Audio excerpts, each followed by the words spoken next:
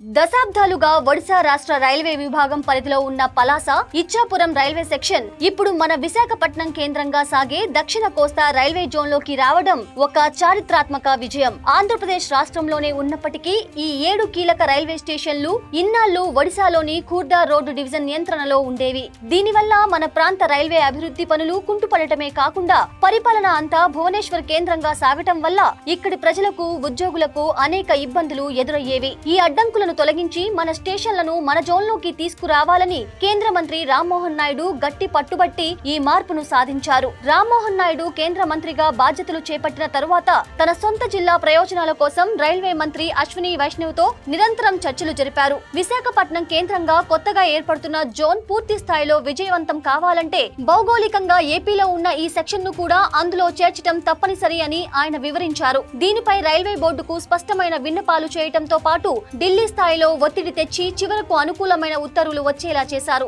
ఈ నిర్ణయం వల్ల ఇచ్చాపురం, పలాస, సోంపేట, బారువా, మందస రోడ్, సుమ్మాదేవి మరియు జాడుపూడి వంటి స్టేషన్లు ఇప్పుడు విశాఖ డివిజన్ పరిధిలోకి చేరాయి. ఈ మార్పు వల్ల దాదాపు 650 మంది రైల్వే ఉద్యోగులకు పెద్ద ఊరట లభించింది. గతంలో ఏ చిన్న సమస్య వచ్చినా లేదా సెలవులు కావాలన్నా ఒడిశా అధికారుల చుట్టూ తిరగాల్సి వచ్చేదని ఇప్పుడు తమ సొంత రాష్ట్రంలోని విశాఖ డివిజన్ పరిధిలోకి రావడం వల్ల ఆ ఇబ్బందులు తప్పుతాయని వారు సంతోషం వ్యక్తం చేస్తున్నారు. అలాగే ఈ స్టేషన్లలో రైళ్ల హాల్టింగ్, ప్లాట్ఫామ్ల ఆధునీకరణ మరియు కొత్త రైళ్ల కేటాయింపు వంటి అంశాల్లో ఇకపై మన ప్రాంత అవసరాలకు మొదటి ప్రాధాన్యత దక్కనుంది. నిర్ణయాలు తీసుకునే అధికారులు విశాఖలోనే ఉండటం వల్ల పనులు వేగంగా జరుగుతాయి. ఈ విజయంపై రామ్మోహన్ నాయుడు సోషల్ మీడియా ద్వారా హర్షం వ్యక్తం చేస్తూ ప్రధాని నరేంద్ర మోదీకి మరియు రైల్వే మంత్రి అశ్విని వైష్ణవ్ కు ప్రత్యేక కృతజ్ఞతలు తెలిపారు. శ్రీకాకుళం జిల్లాతో పాటు ఉత్తరాంధ్ర రైల్వేల సమగ్ర అభివృద్ధికి ఈ నిర్ణయం ఒక మైలురాయి అని ఆయన పేర్కొన్నారు. ఇన్నాళ్లు ఒడిశా పెత్తనంలో ఉన్న మన రైల్వే సెక్షన్ మన జోన్లోకి రావడం వల్ల